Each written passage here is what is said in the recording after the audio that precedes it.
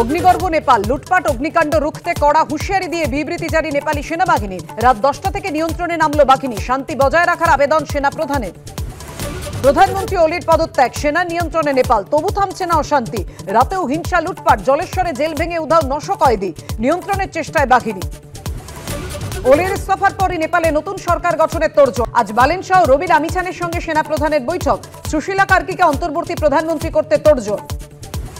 নেপাল জুড়ে অশান্তি রাজ পশুপতিনাথ মন্দিরে, লুটপাট ভাঙচুরের চেষ্টা।